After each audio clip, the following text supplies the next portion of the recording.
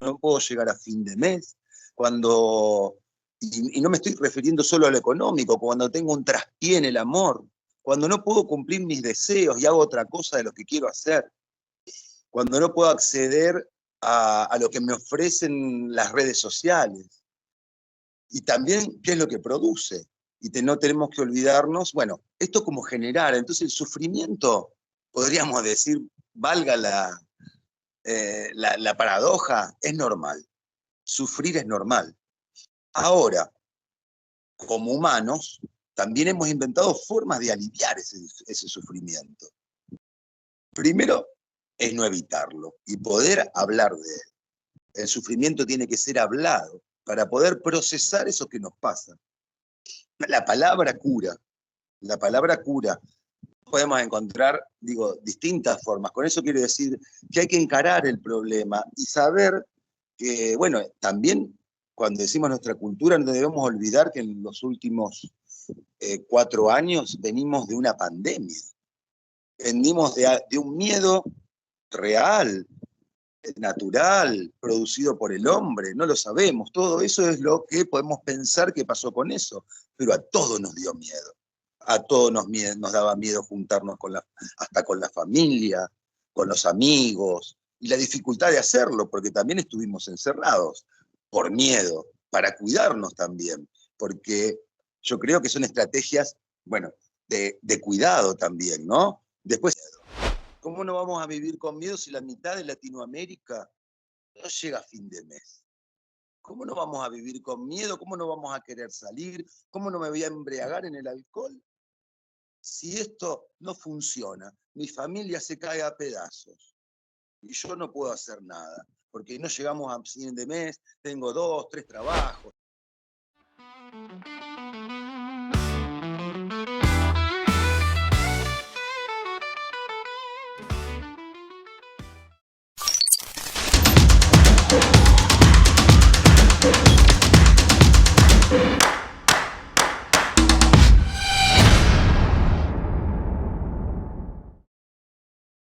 ¿Qué tal amigos? ¿Cómo están? Bienvenidos a una nueva emisión del Informe Podcast. Yo soy Wilber Monterrosa. Para mí es un placer presentarles a nuestro invitado de hoy. Es el doctor Eduardo Mutasi desde Rosario, Argentina, la patria grande del sur, que la queremos mucho acá en El Salvador. La admiramos por su cultura, su música, su fútbol, su pasión y tantas cosas que le ha brindado al mundo. Muchísimas gracias, doctor, por estar con nosotros.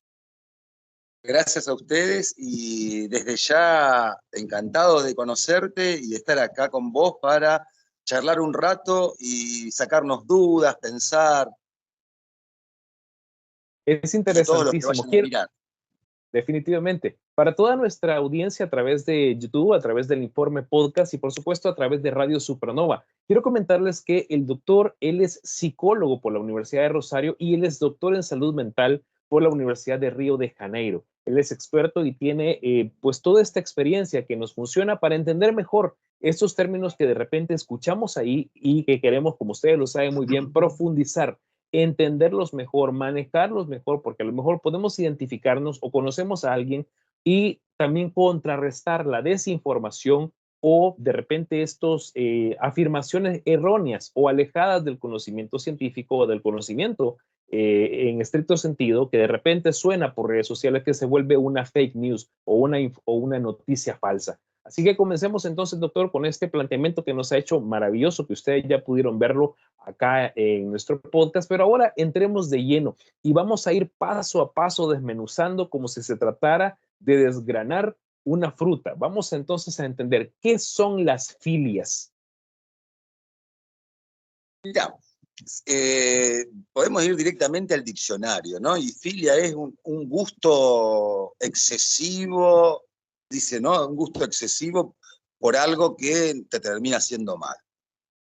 Y todo lo que termina en filia tiene relación con, en esta sociedad, creado como una enfermedad, ¿no? Ludofilia o ludopatía, si queremos llamar. ¿Y por qué? Digamos, y a eso después lo que podemos pensar. Entonces, me parece que lo de la filia elabora, por un lado, un diagnóstico Y por el otro lado está lo jurídico ahí, ¿no? Porque hay filias que deben ser castigadas porque son abusos, contra los derechos humanos, ¿no? La pedofilia, por ejemplo, ¿no? Para dar un nombre de algo más, donde conocemos la palabra filia, la pedofilia, pero ahí hay un abuso, ¿no? Concretamente, y después podemos poner un montón de otros sustantivos y ponerle la palabra filia. Así que, por ejemplo, la ludopatía, no dice ludofilia, pero podríamos tener eso, ¿no? Un gusto excesivo por jugar y que no importe nada más, ¿no? Y el dinero, y esto, lo otro, pero también podrían ser las pastillas, podrían ser los embriagadores de nuestra cabeza, el alcohol, ¿no? Entonces, en realidad lo que uno tiene es ahí un problema. Cuando algo nos domina a nosotros tenemos un problema. Sea un miedo, sea una filia, una fobia. Si eso está dominándonos de lo que queremos ser, somos nada más que eso. Entonces, por eso nos llaman así. Digo, el diagnóstico, más que ubicar a lo mejor algún tipo de terapia, porque a un psiquiatra un diagnóstico le sirve para, no solo, además para un tratamiento psicofarmacológico, con lo cual define qué tipo de psicofármacos tendría que usar o no para hacerlo. Yo no soy psiquiatra, pero he trabajado muchos años con psiquiatras y sé el rigor que tienen en su trabajo. Pero eso no alcanza. Eso, el medicamento acalla, silencia. Eso no quiere decir que alguien necesite algo para poder dormir, pero ¿por qué no podemos dormir? ¿Por qué no podemos salir a la calle, entrar en un ascensor, subir una escalera mecánica? Digo, cosas comunes de la vida, ¿no? A veces, pues, antes le decían supersticiones, ¿no? No, yo no subo ahí porque trae mala suerte. Si alguien nos dice eso, no lo diagnosticamos de nada, ¿no? No sube por la escalera porque le trae mala suerte, dice él, ¿no? No use el ascensor porque trae mala suerte. No declara el miedo, pero tampoco es tildado con ninguna enfermedad. Digo esto también para poner en paradoja esto. No hay bien y mal, enfermo, no enfermo. Digo, cuando algo es una pasión triste, podríamos decir, como Spinoza, el filósofo, cuando algo es una pasión triste, agotamos nuestra pulsión y toda nuestra energía está en eso y nada más. Entonces, y para poder salir de esos círculos que nos encerramos, tenemos que hablar, como decía antes. La palabra, el hablar con otro, el poner eso que me tiene mal a trabajar, porque no va a ser simple, no va a ser rápido, pero tengo que poder hablar de eso, tengo que poder hablar porque eso es un síntoma, eso refleja de algo que me tiene mal, que me tiene sufriendo. Y para eso tengo que hablar con alguien. Y hay alguienes especializados en eso, ¿no? Como vos decís, en el campo de las ciencias, voy a decir las ciencias, inclusive siempre el psicoanálisis fue, ¿no?, discutido desde el positivismo, si era ciencia o no, las psicologías mismo. Y concretamente sabemos que la palabra cura, si no tampoco existiría la religión, ¿no? Con eso no quiero decir que la psicología, el psicoanálisis es una religión, pero tengo que ir a hablar porque creo que esa persona sabe, ¿no? Y estudió 6 años, 5 años, se formó, tiene experiencia, porque sabe escuchar ahí donde está el sufrimiento. Él no va a resolver el sufrimiento, va a poder escuchar porque está del otro lado de nuestra oreja. No soy yo. ¿Qué no puedo ver? ¿Acaso nosotros no nos vemos todos bonitos en el espejo? Y uno nos dice, mirá el bigote que te dejaste. Che, ¿no me queda lindo? El espejo, bueno, es ese otro que habla por nosotros, devolviéndonos algo de las cosas que no vemos. Lo que podemos llamarlo no dicho, o lo que Freud llamó lo inconsciente, que de alguna manera nos determina, pero no nos predetermina para siempre. Se puede cambiar, se puede mudar, uno puede transformarse, puede ser otra cosa de lo que es. Porque lo que somos, en cierta manera, depende de la vida, la experiencia, a veces no son lo que queremos ser. Y eso nos trae sufrimiento. O no podemos alcanzar eso que queremos ser. Así creamos en eso. Y eso trae sufrimiento. Cuando yo no puedo y el mercado nos ofrece consumir. Sácate el miedo, comprate un teléfono, si tenés un iPhone es mejor, porque podés sacar más lindas fotos, subir a las redes sociales, tener más contactos, ¿no? Más redes, y ahora el ofrecimiento del contacto es por teléfono. Digo, también hay que saber usar las tecnologías, para esto también sirve, pero lo otro nos aleja, o también nos puede acercar, porque no necesariamente hoy necesito poder ir a hablar con alguien en un consultorio en forma física. Después con la tecnología podemos encontrarnos con esa persona que puede escucharnos a través del teléfono. También. Hablemos ahora, sí, sí, hablemos ahora también de la otra parte. Cuando hablamos de filia, y usted me corrige si me equivoco, cuando hablamos de filia estamos hablando de algo que nos gusta, algo que nos apasiona, algo con lo que nos sentimos cómodos de alguna forma, ¿no? Por eso se llama filia, se asocia con la afiliación o el tipo Y está ese sentido también. Yo lo llevé al sí, sentido negativo, digamos, porque hay cuestiones también para no relativizar, digamos. Por eso, la pedofilia es un término jurídico, digamos, ¿no? De un correcto. abuso, una ilegalidad, concretamente. Después los otros son pasiones, pero si yo tengo filia por el juego, también puedo patinar, ¿no? Nadie está exento Claro. de por eso donde nos gusta empezar a sufrir. O en algún momento. Sí, Porque, de bueno, hecho, ya, vamos a ir en esa escalada, ¿no? Precisamente, vamos a desmenuzar esto. Por eso le mencionaba este punto, porque quiero que hablemos también de las fobias, porque en el caso de las fobias, la gente, entiendo yo, si no hice mal mi tarea, lo asocia o lo pone como sinónimo de miedo, cuando se entiende que no necesariamente el miedo, en estricto sentido, es un sinónimo de la fobia, porque la fobia, usted me corregirá y usted es el experto, ya es un miedo sobredimensionado, ya es un miedo exacerbado sobre algo que potencialmente no tendría por qué generarnos esta sensación. ¿Podemos profundizar, por favor, en el tema? sí, yo voy a insistir en antes, ¿no? Esta cuestión del el catalogamiento del sufrimiento, no estoy de acuerdo, porque si no quedan como lugares estancos y fobia es miedo. Miedo exagerado, miedo que no se puede trabajar, pero es algo que genera angustia. Eso, el ahogo, ¿no? Esas manifestaciones, se manifiesta el cuerpo y se manifiesta en eso subjetivo, no, que no es la cabeza solamente, ¿no? Tengo sensaciones corporales del miedo. ¿Y quién no las tiene? ¿A quién no le da, como se dice en Panamá, se dice igual que aquí, piel de gallina, cuando, ¿no? ¿Quién no, cuando, el cuerpo responde también. Entonces a veces creo que es el cuerpo el que me causa el miedo, cuando el cuerpo también está sufriendo. Entonces, lo que Freud llamaría en casos así, que podríamos decir entre comillas patológicos. Patológicos, ¿por qué? Porque no me permiten vivir, ¿no? Es algo que no me permite vivir. Entonces tengo que desmenuzarlo a eso, desarmarlo. ¿Cómo se desarma eso? Trabajándolo con alguien, hablándolo, poniéndolo en palabras. Va a ser difícil, claro, y para eso va a haber una pauta, una estrategia clínica para poder abordar ese miedo. Pero llamémoslo miedo, es más lindo llamarlo miedo, porque todos tenemos miedo. ¿Quién no tiene miedo en su vida? Ahora, cuando el miedo no me permite vivir, eso es distinto. Y ahí Freud hablaría de angustia, y es puesta en un lugar, ¿no?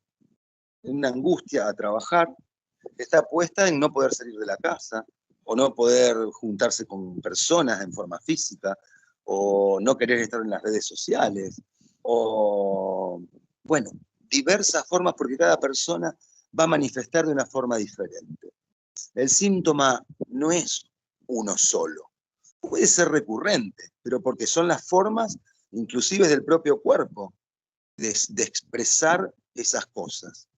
El miedo le servía a, los, a, las, a las tribus originarias huir o pelear, ¿no? El miedo puede ser adrenalina y pelear, o puede ser miedo para huir.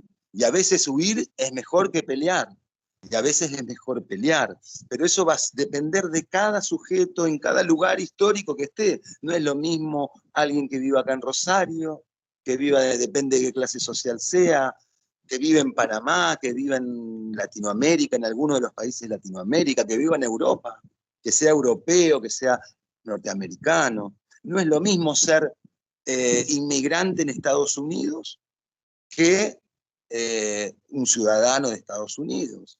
¿Y quién no va a tener miedo, digamos, no? ¿Es fobia lo mío al...? No, digo, tampoco quiero decir por eso, eso también está producido. Pero también se puede trabajar, porque a veces los miedos vienen de la familia, ¿no? De las instituciones que nos conforman. La familia, ¿dónde andamos siempre? En casa. Cuando decimos familia, sea como fuere esa familia, ¿no? Una familia monogámica, heterosexual o como fuere, ¿no? Pero hay una familia. Y esa familia tiene que trabajar. Entonces, si no, está la institución trabajo. Y si no, está la calle. Y también está la política y está la religión. Y por ahí pasa nuestra vida, los grupos, el club, la diversión, los amigos. ¿Y quién no tiene miedo? Miedo, digo, y entonces, ¿cómo trabajar eso, digamos? Entonces, es ahí donde nosotros tenemos que pensar que eso no solo nos determina lo propio que creemos que es lo íntimo, sino también aquello que está afuera. ¿Quién no pasó a tener fobia a estar afuera después de la pandemia? O a tener que cubrirse todo para poder salir a la calle e ir a otros lugares. Y la gente lo mira raro, ¿no? Porque ya pasó, ¿no? ¿Por qué? Eso somos los que procesamos de otra manera, lo negamos, lo olvidamos rápidamente y dijimos, esto volvió a la normalidad. Y nada volvió a la normalidad después de la pandemia. Nada volvió a la normalidad porque eso paralizó el mundo y cambió las leyes del mercado. Y hay unas guerras que nos bombardean por la televisión de las guerras que hay. Nos bombardean con noticias de mandatarios que quieren eliminar a los otros diferentes, ¿no? Lo hemos enunciado. Entonces, ¿cómo no vivir con miedo, con fobias? Sea de que afuera, adentro, de salir, lo que fuere, ¿no? Eso se va a expresar de tantas maneras como sujetos existan en el mundo. Algunas van a ser recurrentes porque tienen que ver en qué lugar viven, de dónde viven, ¿no? Y van a ser esas formas de expresarse que también son producidas socialmente.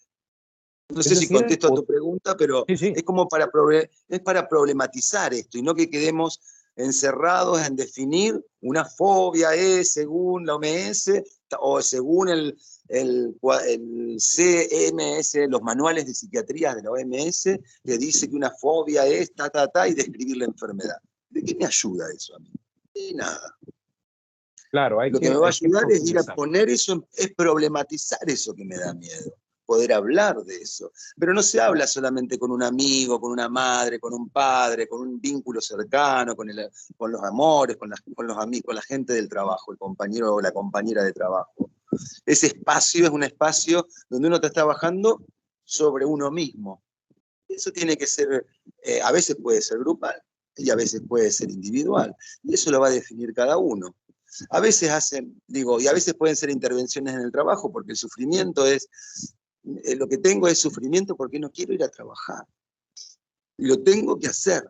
Pero no me gusta mi trabajo, no me gusta lo que hago, pero si yo dejo de trabajar, se hunde todo, inclusive yo mismo. Entonces, ¿cómo hago para hacer esto? ¿Cómo produzco ese cambio en mí? ¿No? Entonces, puede ser miedo a trabajar, si queremos, ¿no? Sería trabajofobia. ¿Y quién no la tendría? A todos nos Sí, gustaría ser un capitalista millonario que está preocupado nada más por extenderse la vida para siempre viviendo en el mejor lugar del mundo. sí. Es un tema tan vasto, tan amplio, tan denso en algún momento, y me mueve a hacer la siguiente pregunta. Tanto para las fobias como para las filias, ¿hay factores genéticos y ambientales que pueden detonar esto?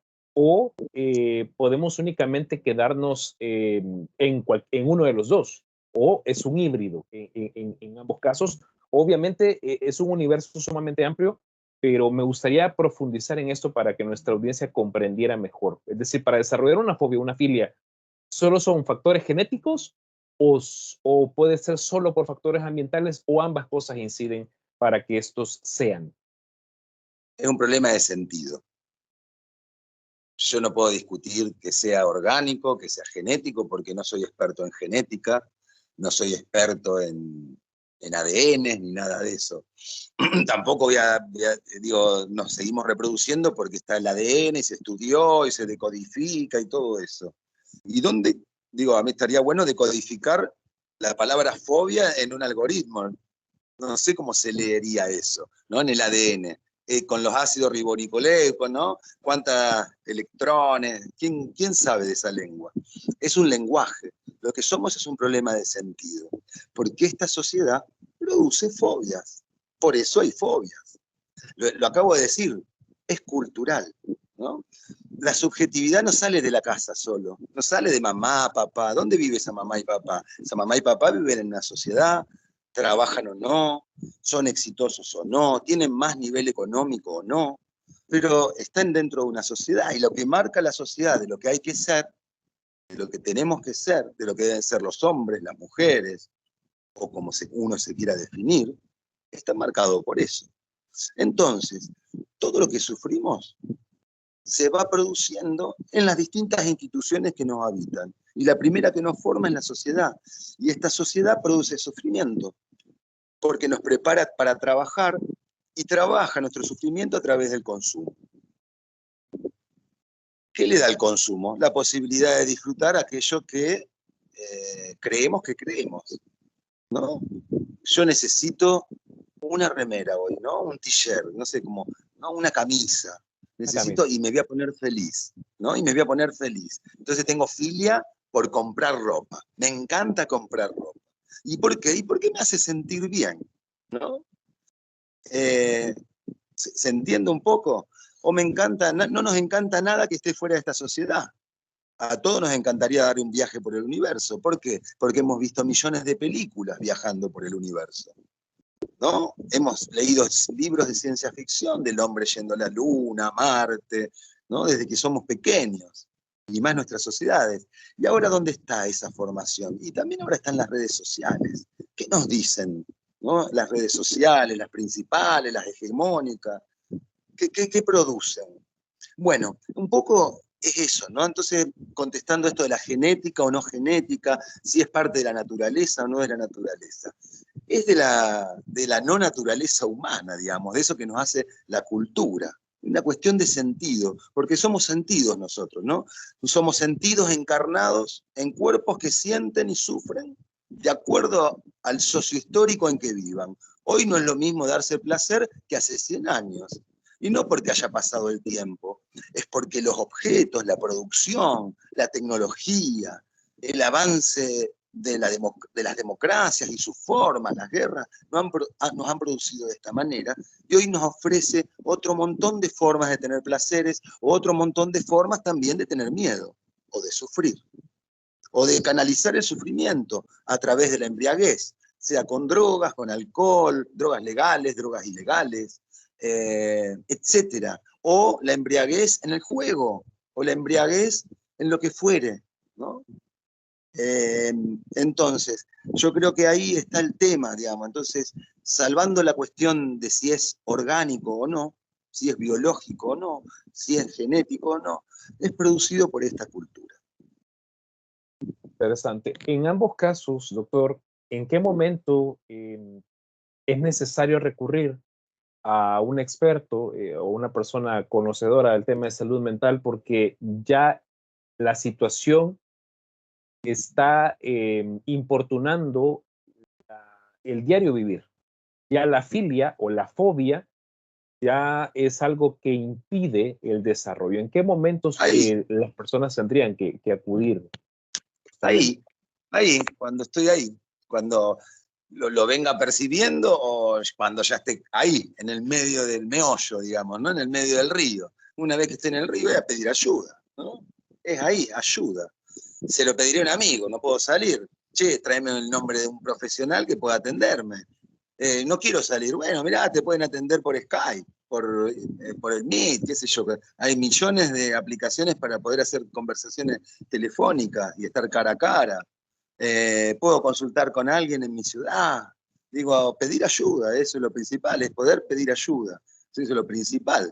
Que, aparte porque esta sociedad nos cree que somos autosuficientes y que si sufrimos somos unos pobres giles que no sabemos adaptarnos a esta sociedad. Entonces, porque como hay un evolucionismo, un neoevolucionismo, digamos yo, entonces esta sociedad es para los más aptos. Y si vos no trabajás y esto y lo otro, te va mal, es culpa tuya, no es culpa de todo el resto. Entonces eso, ese remitir esa culpa al individuo genera sufrimiento, cada uno lo expresa de una manera diferente. Inclusive hasta estando bien, tengo que ir para poder también trabajar las cuestiones que yo sé y ya sospecho de mí que me pueden hacer mal, ¿no? O no debo esperar a ningún momento fatal, ¿no? Siempre conviene consultar con alguien porque aparte, digo, no se pierde nada. No se pierde nada. Es valioso, y usted ha mencionado algo muy importante, y es que en nuestra sociedad de repente se estigmatiza o se dan impresiones de forma o con ligereza, con el desconocimiento, y empezamos a decir, a tal persona le pasa esto por tal razón, cuando desconocemos a lo mejor todo este proceso familiar, cultural, histórico, geográfico, étnico, en el que probablemente ha sido lo que ha detonado la fobia o la filia en esta persona. Entonces, ¿cómo El podemos encasillar, combatir disculpe, el claro, el encasillar encasillar correctamente? a alguien, al encasillar a alguien en algo estático, inamovible, ya es, digo, no, son así porque tienen genes indígenas, ¿no? O genes de los pueblos originarios. Ya si digo indígenas estoy diciendo bien eso, digo, lo dije adrede, digamos, ¿no? Tiene genes de los pueblos originarios. O tiene genes, mirá, en la familia estaban todos locos, enfermos en el psiquiátrico, tiene genes esquizofrénicos. Entonces estigmatizamos. Entonces, ¿qué queremos decir con esas palabras? Esas personas no sirven. Esas personas no son capaces. Y no es así. No es así. Capaz que no pueda trabajar como trabaja otra persona en otro lado, pero de sí es capaz. Y aparte es un ser humano y tiene derechos. Entonces nadie tiene derecho a estar encerrado, o sea, se está avasallando el derecho cuando se lo encierra en un psiquiátrico por su sufrimiento, por tiempos indeterminados, ¿no? Ya el término encierros, ¿por qué no en un hospital general, unos días, una atención domiciliaria? No puede salir. ¿Por qué no puede el psicólogo hasta la casa? La psicóloga, el profesional, ¿no? Hay que encontrar los modos de que también poder ayudar a la gente. Ya se puede entrar, decíamos antes, de esta manera, a través de aplicaciones que nos permiten conversar en tiempo simultáneo, en tiempo real, uno estando en una punta del mundo y otra en otra. Necesitamos que el lenguaje, cuando hablamos la misma lengua, no hay problema. Hay palabras por ahí modismos, que son los propios de la cultura, ¿no? Para expresar el sufrimiento. ¿Se entiende? Sí, Acá, sí. acá cuando se tiene miedo dice estoy recagado de miedo. No sé cómo se dirá allá. No, pues muy parecido, pero sí, Por eso, pero es bueno, y expresa el cuerpo, digo, ¿no? El miedo, el sufrimiento tiene efectos en el cuerpo también. Cuando dicen enfermedades psicosomáticas, ¿qué quiere decir eso? Pensemos, ¿no?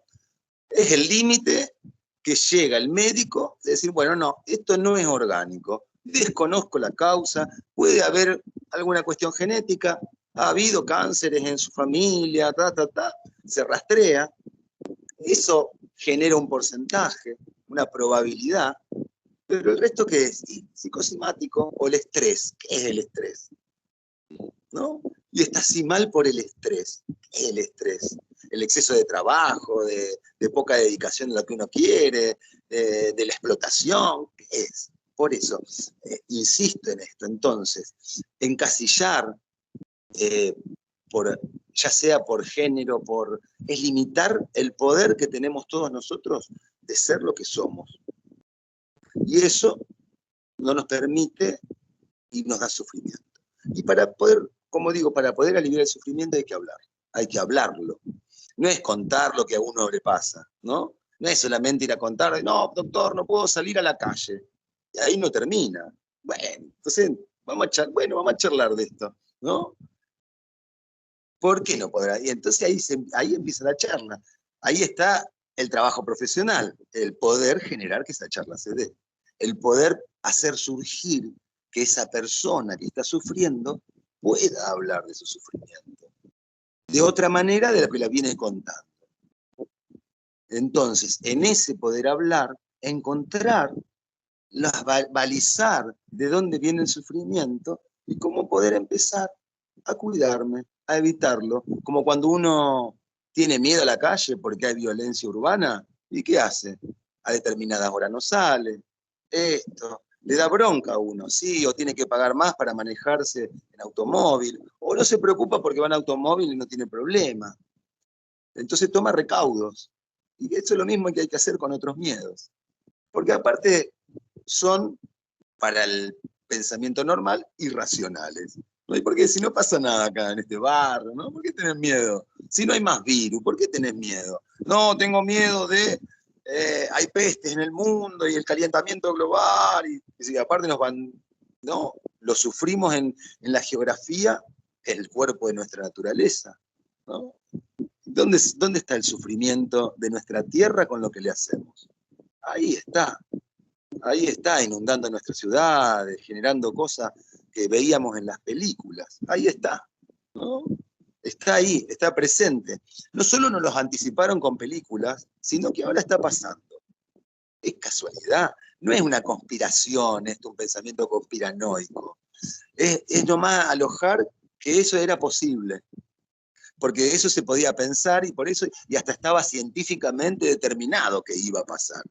Y nadie lo para. Entonces va a generar catástrofes. Y yo no tengo miedo a las catástrofes, pero acá nunca pasó nada. Pero ¿no viste lo que está pasando en el mundo? Entonces, la sociedad nos da sentidos para también poder canalizar los miedos. Yo así también me puedo sentir tranquilo. Mira, está pasando en todo el mundo. Yo no estoy loco. ¿Se entiende? Entonces Sí, sí, también perfecto. la sociedad nos ofrece soluciones, ¿no? O nos ofrece lugares de odiadores. Entonces, sí, yo me uní con todo esto y empecé a decir y a twittar, o a no sé cómo se llame, ¿no? A escribir, a chatear contra, qué sé yo, el partido político contrario al mío. Y eso es lo que más me entretiene, estoy todo el día así, o estoy todo el día... A mí no me pasa nada, estoy todo el día viendo la serie de Netflix. Me hago así, ¿no? Como decir, maratones de series, de donde no quiero dar marcas, pero de la aplicación que fuere, ¿no? Ah, ¿estás bien vos? Y mucha maratón, lees, comés, te alimentás bien, trabajás, no, yo llego y veo eso, entonces me desenchufo. Nos ofrece también cosas que creemos que son normales. ¿Y está mal ver televisión? No, por eso, cada uno que haga lo que quiera también. Si ahora si Atapar también sufre así, bueno, ahí ya es hora de hablar de esto. Inclusive yo empezaría a hablar ahora. ¿Se entiende? Definitivamente. Doctor, vamos entrando ya a la parte final de nuestro podcast y Por yo supuesto. quiero pedirle que por favor pueda hablarle a todas aquellas personas que están pasando por alguna dificultad de fobias, particularmente, que en algún momento pueden sentirse frustrados, frustradas, sean ancianos, jóvenes, adultos, niños incluso, o que tienen alguna filia que ya les impide ya dicen, hey, ya no puedo desarrollar mi vida porque estoy muy apegado a tal o cual situación y ahora con esto me ha quedado este abordaje que han hecho, pues me queda el panorama mucho más claro. Y usted puede hablarles a estas personas que de repente sienten ese temor por ir a un psicólogo, ir a un psiquiatra, tratarse por el estigma social, por el miedo, y que usted les pueda dar un mensaje, porque en algún momento sabemos que eso se puede volver un sufrimiento para estas personas. También quiero darle el tiempo para que usted pueda dirigirse a estas personas, por favor. Bueno, lo dije antes, ¿no? Consulten a alguien, a un profesional, un psicólogo, un psicoanalista, elijan con quién, prueben. Oye, a uno no me gusta, cambio. Tampoco, digo, es una relación, bueno, depende, yo vivo en centro de salud, tengo que ver el que me toca y tendré que hablar, no en el sistema público de salud, el que tiene, qué sé yo, no sé cómo es la política de salud allá, cómo son los niveles, pero debe haber medicina privada, medicina pública y medicina de las obras sociales de los trabajadores. Así que consulten, consulten, hablen. No es fácil hablar, no es lo más difícil hablar de nosotros mismos. Uno no habla con cualquiera, ¿no? Habla con los amigos, con gente de mucha confianza, y eso hay que también crearlo para poder salir de eso que me está pasando. Ir a consultar, ¿no? Averiguar, bien, ahora uno me puede preguntar, ¿qué es el psicoanálisis? ¿Qué es la psicología, qué sé yo, comportamental, sistémica? Hay muchas corrientes. Yo soy psicoanalista y creo en, digamos, y trabajo a partir de la palabra, digamos, hablando, poniendo estos sentidos que nos hacen sufrir, tanto en el cuerpo como en esto que llamamos mente o subjetividad, en palabras, porque es la forma de, vamos a llamarlo, curarse. Interesante. Muchísimas gracias, doctor, por su valioso tiempo para el Informe Podcast.